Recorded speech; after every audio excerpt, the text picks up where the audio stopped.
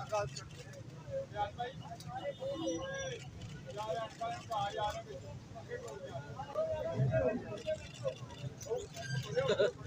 ये जो मट्टी है ये धरती की मट्टी है, लेकिन ये यहाँ की ब्यूरोक्रेसी ने, इस्लामाबाद की इंतजामिया ने, उनका ख्याल है कि 6 साल मुसलमानों के साथ ना रहे और अलग होकर अपने मसीहों के हकूक़ की जंग लड़े।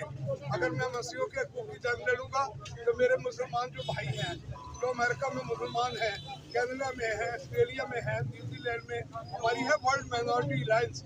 हम पूरी दुनिया की माइनॉरिटी को एक करके हम पाकिस्तान को मजबूत करना चाहते हैं, लेकिन ये चाहते हैं कि इनको अलग अलग फाड़ दिया जाए और हम और अलहदा होकर इनको कमज़ोर किया जाए। इन्होंने हमसे वादा किया था कि हम जो है ऑपरेशन नहीं कर, यानी वो नहीं करेंगे पर्चे। इन्होंने बाद में हमारे से मुज़ाकरात के बाद